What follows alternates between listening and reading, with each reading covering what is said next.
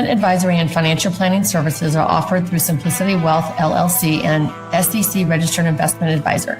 SEC registration does not constitute nor endorse of the firm, nor does it indicate that the advisor has attained a particular level of skill nor ability. Investing involves risk of loss. Insurance, consulting, and education services offered through Diamond Life Planning is a separate and unaffiliated entity from Simplicity Wealth. This information is provided as a general information that is not intended to be specific financial guidance. Before you make any decisions regarding your personal financial situation, you should consult a financial or tax professional to discuss your individual circumstances and objectives. Welcome to the Rock My Finances show on K4HD Radio and Talk4 TV, where we put the fun in finance. Join Powerhouse Jennifer Joseph, CDFA, CMC, and Private Wealth Advisor, as she collaborates with you to create clarity, control, and confidence with your money, your way. It's not about the zeros, so what is it all about? Let's find out. Now here's your host and weekly friend, Jennifer Joseph. Hey y'all, welcome back to Rock My Finances. This is a great episode. This is for ladies in their 20s. Now, we might know if we're beyond 20, like me, 3 or 4 times, if we might know someone in their 20s. We might have someone in our family that's in our 20s, or our friends, children, wherever it is. So listen up, because this is great information and it might help you no matter what age you are. We are going to talk about the difference between budgeting and a spending plan. We're going to talk about the difference between goals and dreams, basically what's real and what's not. The biggest piece of all, we're going to talk today about your emotions around money and how it absolutely is driving your decisions. So first I want to say, keep on dreaming. Now, if you're my age, you're going to know what I say when I say, keep on trucking. That was a whole thing when I was growing up. Keep on trucking. Anyways, I want you to keep dreaming. Enjoy it. Do not worry about your bank account when you're dreaming. These are separate things, I promise you. Life is amazing. When you're in your 20s, you have the whole world at your feet. You have no idea what's going to be happening with your life. And I can tell you right now, it will change of what you think it's going to do. So all we can do is lay out the best plan possible and dream along the way. And when we accomplish different things, it might change our dreams. I'm giving you permission to change your dreams. At any time, at any moment, you can be on one trajectory and say, wait, you know what? This one's a little bit better. You might get a different job. You might meet a different person. Something tragedy might happen in your life and change you completely. It's okay. We are going to change, and we're going to give you permission to change. So don't stop breathing. And at the same time, we still have to live in reality with our numbers. We still have to be real within our spending. So I want you to be able to do both. I want you to have all your dreams. It's really fun to be able to dream and actually think what's out there. And I want you to have your goals as well. The difference is your goals are going to be clear. I want you to have concise goals that are attainable, that are reachable, that's something that you can actually accomplish. And something that you can take action on. You can put a behavior behind, either weekly, monthly, annually. It's something that we can project, we can forecast for, we can plan for, basically. But that's not taking away from your dreams. I want you to dream. Your dreams are daily. This is something I want you to do every single day. They can be bigger, like your small goal, to a big goal, a stretch goal, we call it as well. I want you to just be more open, be more expansive, and know that this is your vision of maybe who you're going to be or the lifestyle that you want.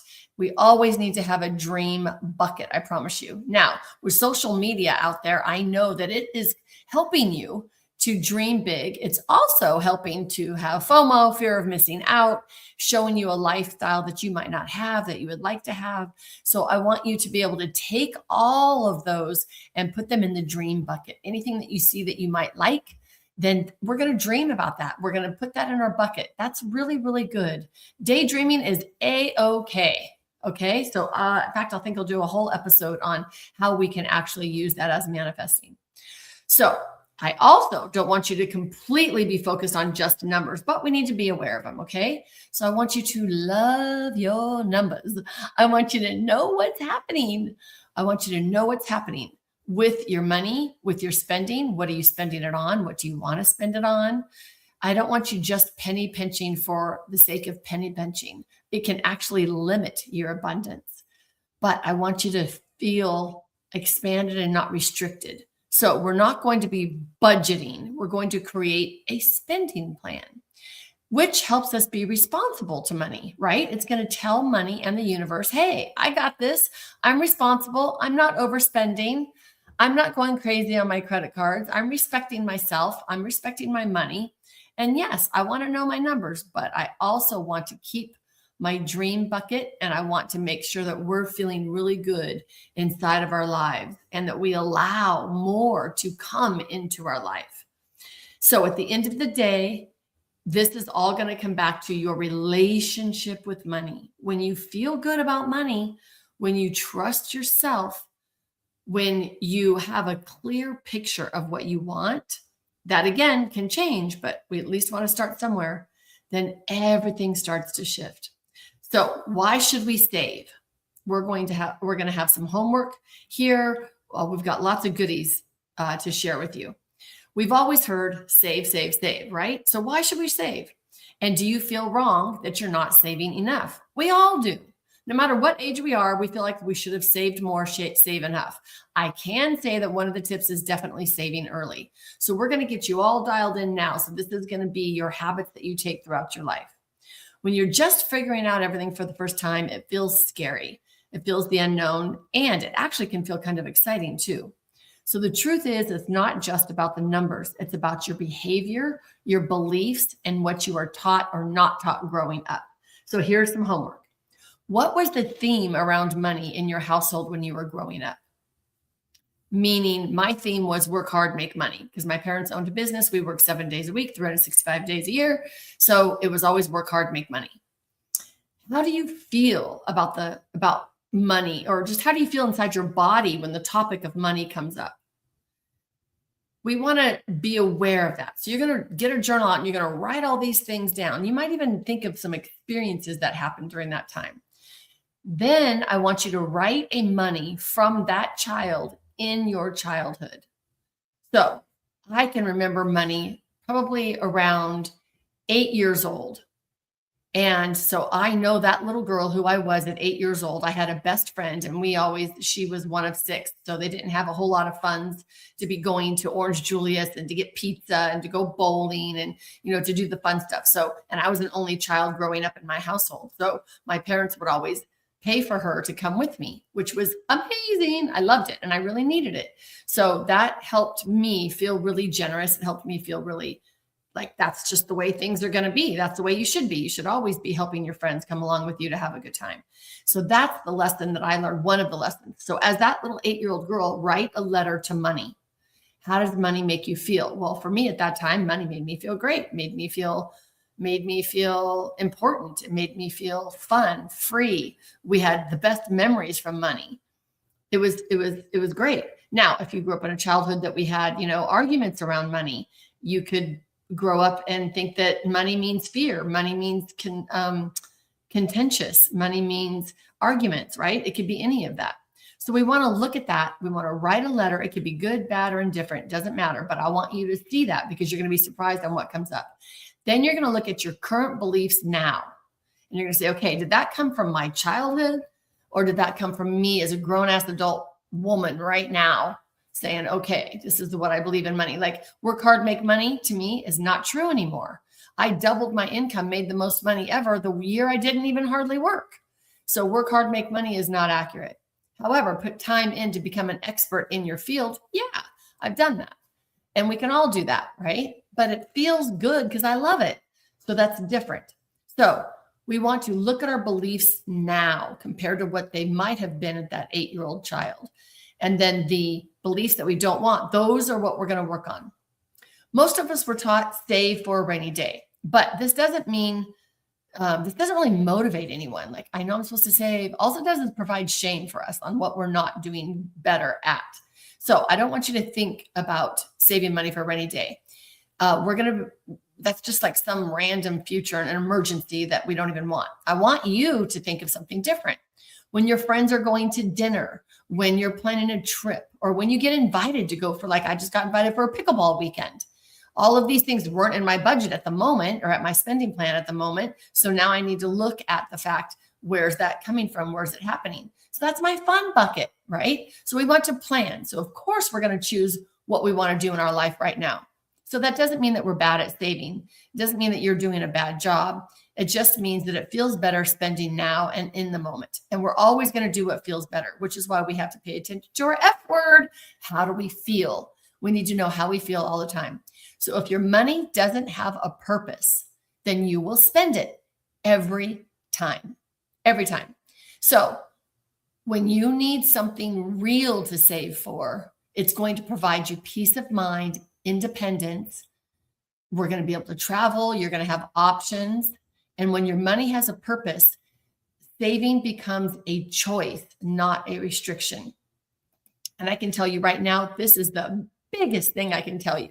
Starting out with your financial career and your financial life and this amazing financial relationship.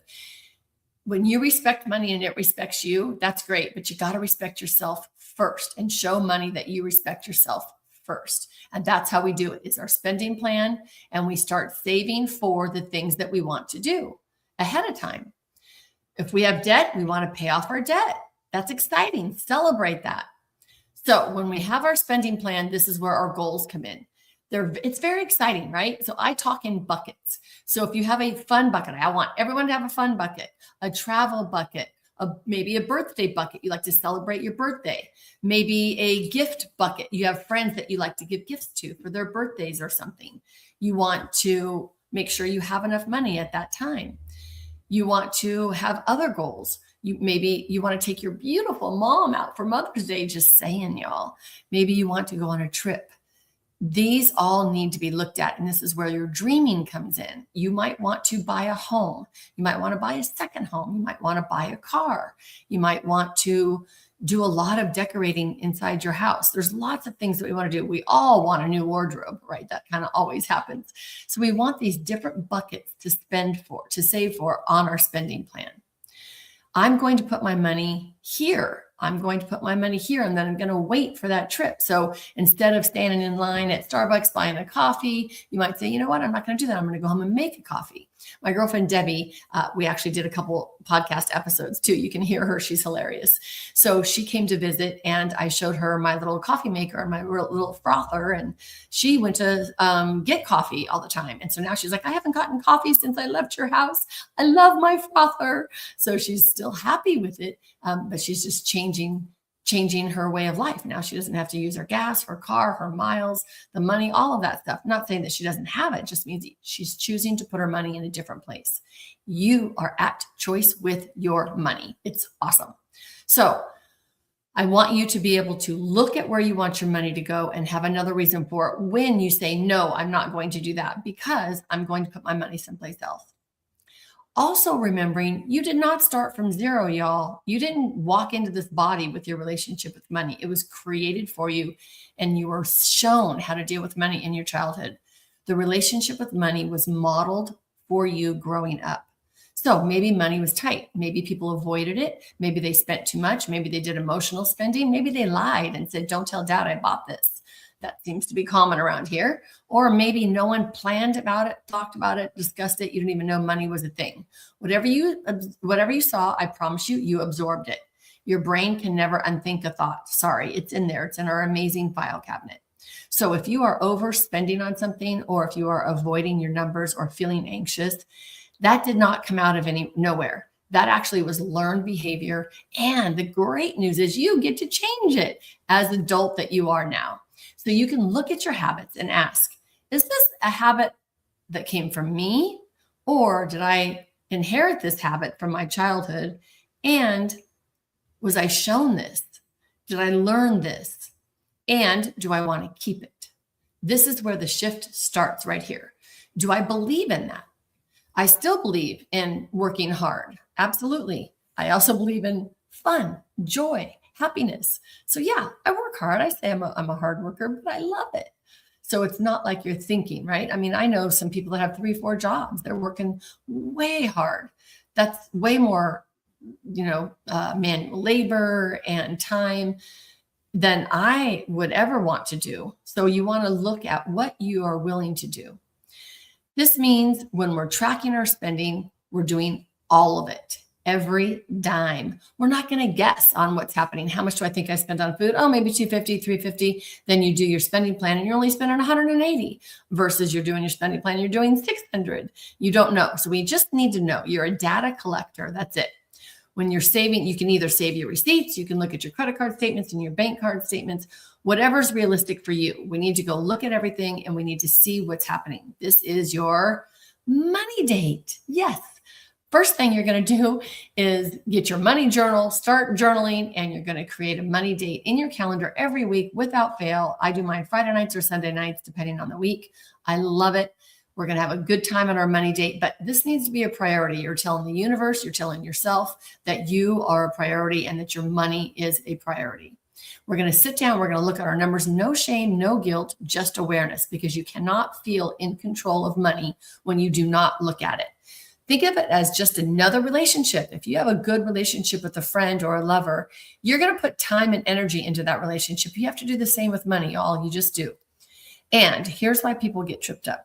Life costs more than what we think it is. It's never just dinner. It's dinner. It's dinner. It's dinner. And it's dinner plus tip and tax, right? So you got to add on to that. Maybe 1 drink, maybe 2. You might even have a third after dinner drink.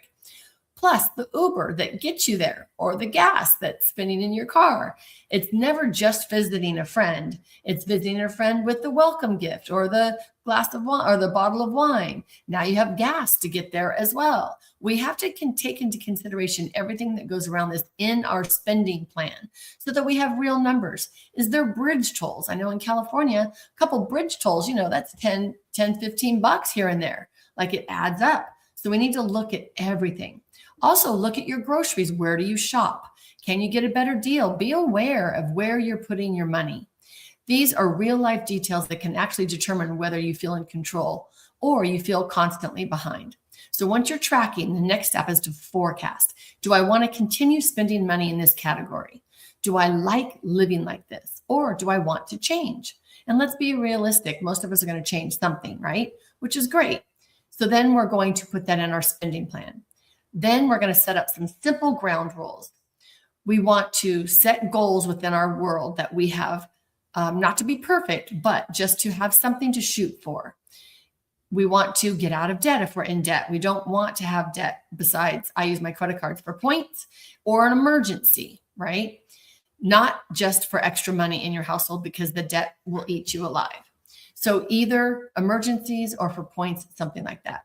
And yes, we need to save something every month. That is your goal. Your goal is to be debt-free, living within your means, and saving on a monthly basis, even if it's small to begin with. But again, we can't just save for no reason. So you have to have a reason. That's why we spend so much time in our money date to find out where you want to go. What do you want to do? Where do you really want to spend your money in? That's what everything changes is when you look at everything. So you don't have to necessarily skip dinner if you're looking at your bank account or whatever, but you might want to say, you know what, I'm going to go next week instead of this week. And it's going to bring you peace of mind. It's going to bring you a freedom that you just can't get from anywhere else. And you get to say, what do I want my money to do for me? What brings you peace of mind? What brings you clarity? What brings you control? What feels good to you? So check in with your body, check in with yourself. How do I feel about this? Like a gift giving. Are you a huge gift giver or a small gift giver? Are you a once a year gift giver or are you constantly taking gifts to someone? Does that light you up? If you get love, if you feel love, your love language, if that is gift giving, then that's going to be something inside your forecasting spending plan. If you're like me and I'm frugal Fanny here, I love a good deal. So my shopping might be different than your shopping because I love a good bargain. Now, am I going to drive around all day for it? No. My time's also precious. So once we look at our spending plan, we see where all our money is going. Is your values showing up where you're spending your money? I love that. What do we value? Well, that's a good time to start looking at our values. Is it showing up in our money? Put your money where your values are. It feels really good at the end of the day. So we're going to start simple. We're going to start with our weekly money date. We're going to be looking at our numbers, not for judgment, just for data. And then we're going to ask our questions. What do I want my money to do for me? Because once we answer that, everything else starts to fall in place. And what I kind of learned about myself is, am I more worried about what people think about me? Like clothes, cars, purses, shoes, whatever. Am I worried about how I'm showing up somewhere? Or am I worried about how I am being and how I feel when I'm dealing with money and how do I feel when I'm showing up in the world? So this is a great chance for you to look at, who am I? And who am I being when I walk into the door? I want you to care about that inside more than you care about what do they think of me. I hope you're getting that from this wonderful episode of what do I do in my 20s and what are people not talking about? So we're talking about your relationship with money, to step it out and make sure that you're loving your relationship with money so that you can absolutely manifest the abundance life that you totally deserve. I hope you enjoyed this episode, and I want you to be able to walk away with it and say, I rock my finances. We appreciate you joining us today, and don't forget to subscribe to the Rock My Finances YouTube channel for more engagement and bonus content. Tell me, what is your money story? Let's find out with Jennifer right here on K4HD Radio and Talk4 TV. It's not about the zero, it's about the F word, feelings. Feelings Jennifer can't wait to explore with you next week. Until then, let's all say, I rock my finances.